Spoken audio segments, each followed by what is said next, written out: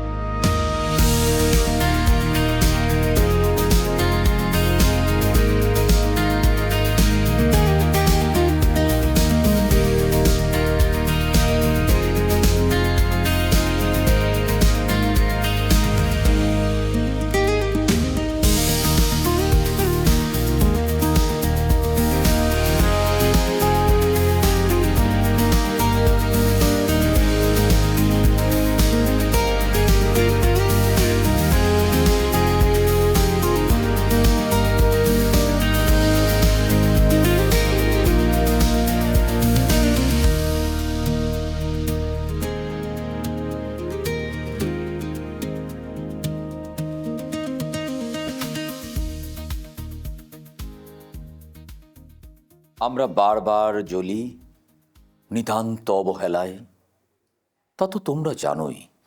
কিন্তু তোমরা তো জানো না কবে আমরা জ্বলে উঠব সবাই শেষবারের মতো।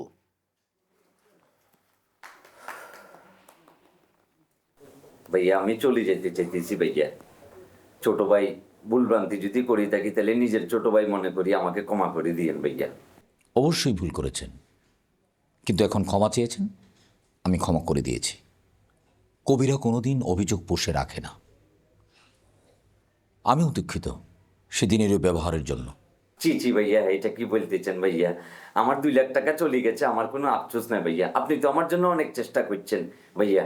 আমি যে আপনার মতো একজন মানুষের সাক্ষাৎ পাইছি, এটাই আমার পরম সৌভাগ্য ভাইয়া। ঠিক আছে, থ্যাংক ইউ। আমি ধন্যবাদ কিছু হারতাম না, কারণ এলা আমার কাছে ক্ষমা চাইনি। ভাইয়া আমি তো আপনার কাছেও ক্ষমা চাইতাম ভাইয়া। ক্ষমা চাও? জি জি। জাম্বু, কি হয়েছে তোর? এভাবে খুঁড়িয়ে খুঁড়িয়ে হাঁটছিস কেন? দেখে তো সুস্থ মনে হচ্ছে না। আর বললেন না গুরু, পিছলা খাইয়ে পড়ে গিয়ে ব্যথা পাইছি। কি বলতেছেন ভাইয়া? ভাইয়া কোথায় পিছলে গেছেন ভাইয়া?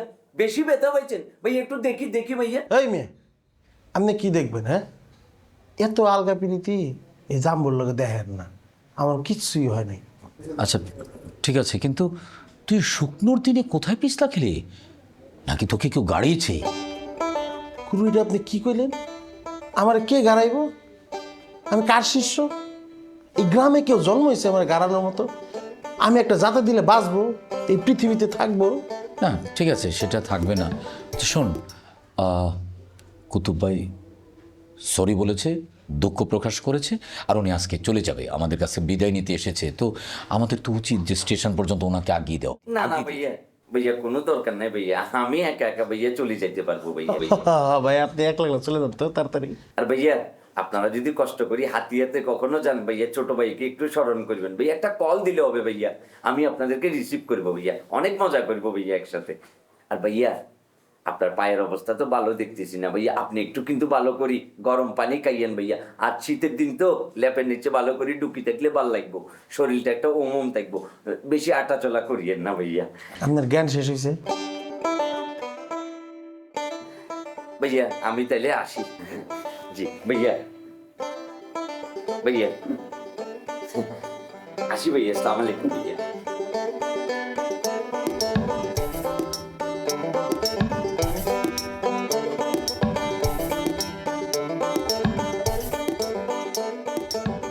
আল্লাহর রেখে পুরাই লস, মানে কোনো লাভ হইল না। ভাবছিলাম নৈমুদ্দিনের একটা উচিত শিক্ষা দিব, কিছুই হইল না। আর শিক্ষা দেবেন কেমন? লস মানে পুরাই লস। হোটেলে 3000 টাকা বিল করছে, 4 বেলা বেলা ভাত খায়, মানুষ না হাঙ্গুর মাছ। মনের ভিতরে আর্ট কালচার না থাকলে ভাত তো বেশি খাবেই। কই আমাকে কিছু ইঙ্গিত করে বলেছ? তুই কি 4 বেলা ভাত খাস? তুই তো সারাদিনই ভাত খাস।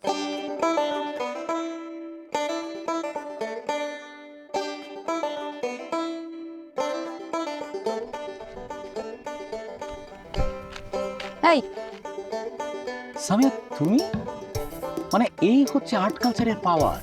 আমি মাত্রই তোমাকে নিয়ে একটা কবিতা লেখা শুরু করেছি, আর অমনি তুমি এসে হাজির। আপনি কি আমার লগে ফাইজলামি করেন? না আপনি কি আমার গরু ছাগল ভাবছেন? সে কি, তোমার মতো একটি সুন্দরী মেয়েকে আমি গরু ছাগল ভাবতে যাবো কোন দুঃখে? তাইলে আপনি পুরা গ্রামে এইটা কেন কয়ে বেড়াইতেছেন যে আমি আপনার প্রেমিকা? শুনেন, আপনি হচ্ছেন আপাদ মস্তক পুরো একটা ছাগল।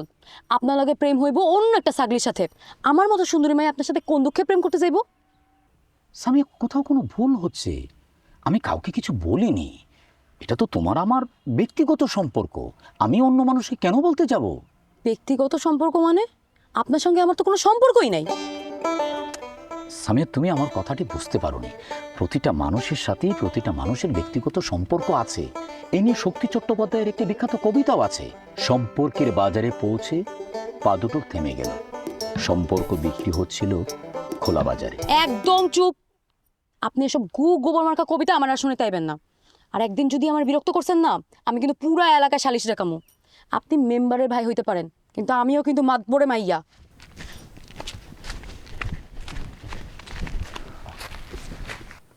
হায় আল্লাহ, এই মায়ার আর্ট কালচার সে তো তেলাপোকার সায়াও কম। মানে শক্তি তার কবিতারে বলে গোবর। এই বালটার পিছনে আমি এতদিন ধরে ঘুরতেছি।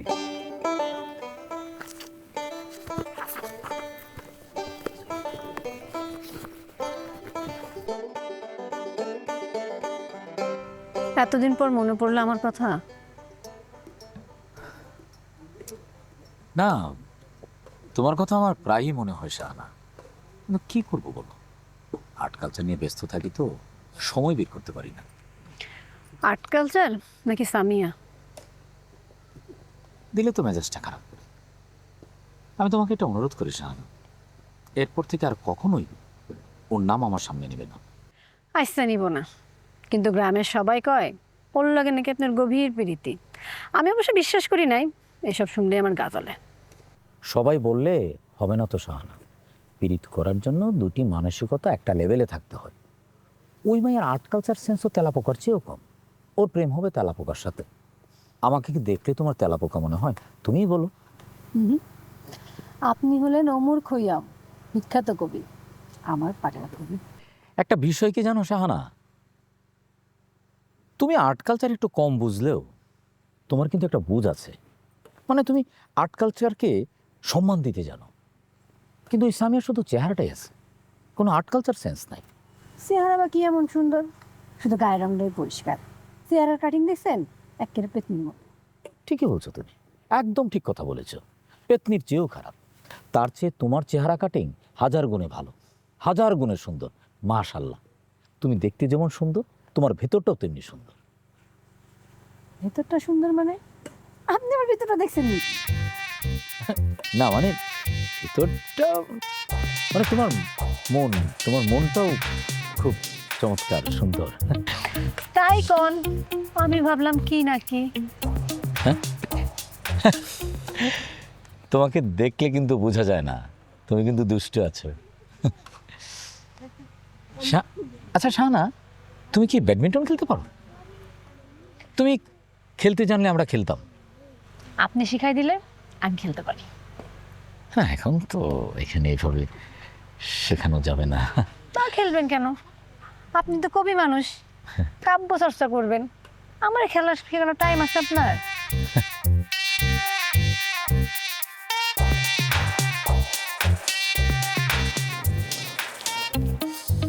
ভাবি,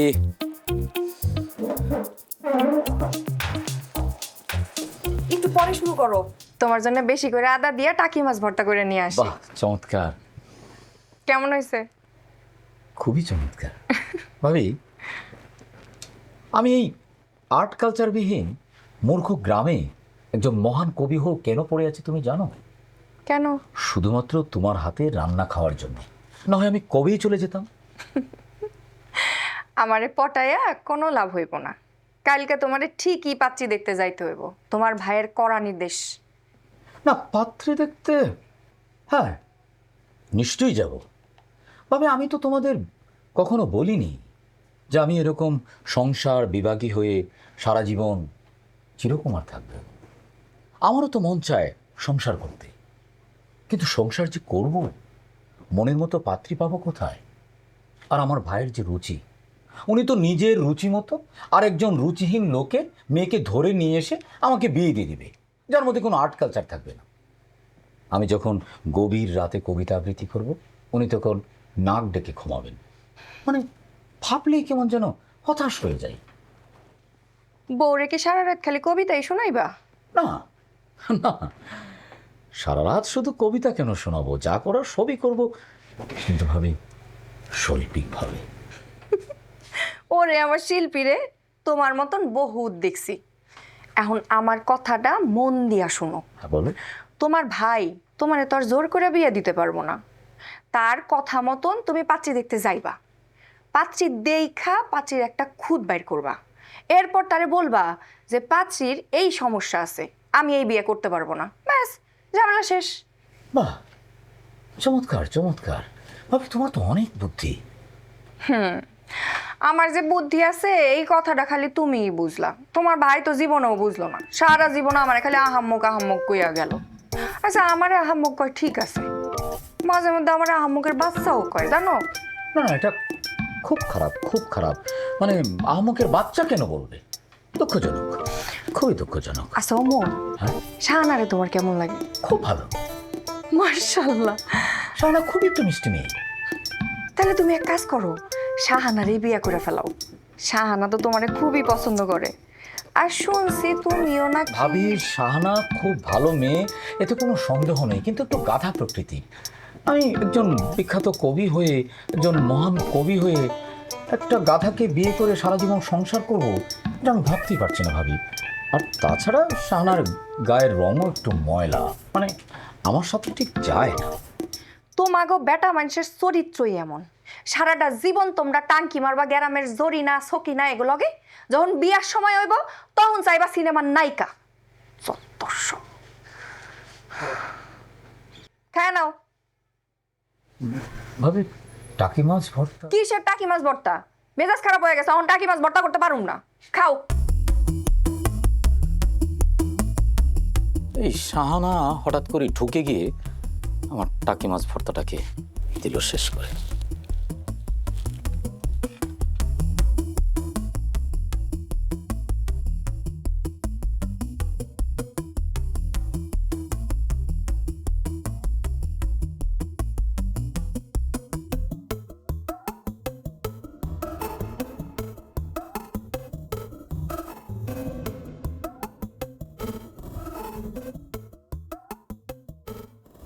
কি সমস্যা মিয়া? দাঁড়ায় আছো কি লেগে? কোচিং এ যাবো নইমুদ্দিন ভাই, অটোর জন্য দাঁড়ায় আসছি। অটো দরকার? অটো নাই? এই ভাই দাঁড়াও, এটা ওঠো, এটা ওঠো। ও ভালো কথা, তুমি তো কোচিং এ যাবা না? আমিও ওই দিকটায় যাবো, তাহলে একটু আগাও, সেটাই ভালো। এই মামা যাও তাহলে।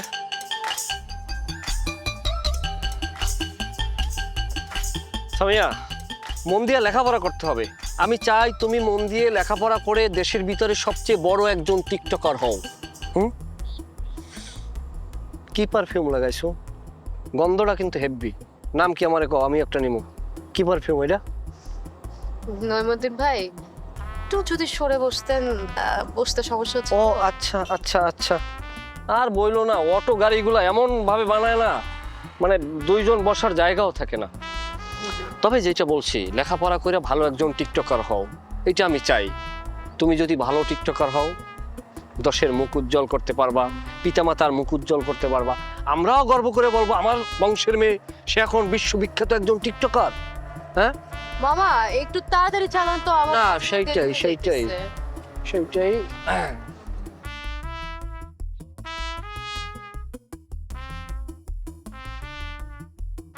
প্রিয় গ্রামবাসী, প্রিয় আমার অনুজ অগ্রজদ্বয়, আমাদের আজকের পাঠচক্র খুবই গুরুত্বপূর্ণ। আমি দীর্ঘদিন ধরে খেয়াল করে দেখছি আমাদের গ্রামের তরুণ সমাজ আজকে ধ্বংসের দ্বার প্রান্তে। ঠিক ঠিক ঠিক, এর মূল কারণ হচ্ছে আর্ট কালচারের অভাব। ঠিক ঠিক ঠিক ঠিক ঠিক। যে সময় এই তরুণ সমাজের হাতে জীবনানন্দ থাকার কথা, সেই সময় তাদের হাতে স্মার্টফোন। তারা মোবাইলে আজে বাজে জিনিস দেখে, তারা মোবাইল টিপাটিপি করে সময় নষ্ট করে। যে সময় তাদের বই পড়ার কথা, সেই সময় তারা টিকটক করে, সেই সময় তারা অহেতুক নাচানাচি করে। গান বাজনা ভালো, আমি নিজেও পছন্দ করি, কিন্তু তার মধ্যে আর্ট কালচার থাকতে হবে। ঠিক ঠিক ঠিক ঠিক ঠিক। হ্যাঁ গুরু, সবাই দাও তো ঘুমিয়ে দেবো। বুঝলাম না বাচ্চু, এটা তো পাগলামি করার জায়গা না, এটা আর্ট কালচারের জায়গা। তুই এই জায়গায় দাও নিয়ে কমাইতে যাস কে? এই জামু, তুই কি বলছিস আমাকে? পাগল কেন বলছিস তুই? হ্যাঁ এই এনে পাগলামি করিস না, গুরু যেটা বলে এটা শুন। এত কথা কেন বলছিস? ছোট ছোট মতো দেখ, শোন, আমি যা করছি সব হলো আমি আজকালকার ছাত্র করি। কোনো আর্ট কালচার না। আরে থাম তোরা! আমি ক্ষমা প্রার্থী চিৎকার করার জন্য। যাই হোক, আমি একটা মহৎ পরিকল্পনা হাতে নিয়েছি।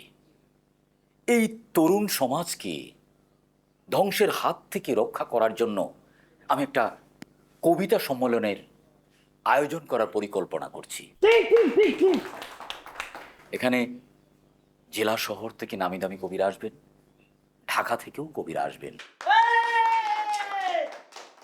আপনাদের এই স্বতঃস্ফূর্ত অংশগ্রহণ দেখে আমি অভিভূত। আমাকে চেনেন, আমাকে জানেন, আমি তো আপনাদেরই সন্তান, এই গ্রামেরই সন্তান। এই গ্রামের মাটি, এই গ্রামের বাতাস আমার শরীর মনে। আপনারা আমার আয় রোজগার সম্বন্ধে জানেন। আমি কবি মানুষ, আমার কোনো নিজস্ব আয় রোজগার নেই। তবে এই সম্মেলনটি সফল করার জন্য বেশ কিছু খরচাপাতির দরকার। সেটা তো আমি একা বহন করতে পারবো না। আমি সবাইকে অনুরোধ করব, এই সম্মেলনকে সফল করার জন্য আপনারা চাঁদা দিয়ে হলেও অংশগ্রহণ করবেন। কি বলেন আপনারা? কিরে জানবো, কোথায় যাচ্ছিস? কথা বলছি। গুরু, আমি আর্ট কালচারের লেগে আমার জীবনটা দিয়ে দিতে পারি। বাহ, চমৎকার। কোনো টাকা পয়সা দিতে পারবো না। হ্যাঁ, তুইও যা। কেন আমি যাইম কেন? আমি তো যাইতাম না, আমি তোমার লগে থাকবাম। টাকা দিয়াম, ওই বেমেন হতে পারে, আমি বেমেন না। তুই টাকা কোত্থেকে দিবি? মনো ভাই, তুমি আমাদের সবাইকে চা খাওয়াবি। আমি খুবই তৃষ্ণার্ত কথা বলতে বলতে। এই বাচ্চু, হ্যাঁ, রিকশায় নৈমুদ্দিনের সাথে কে গেল?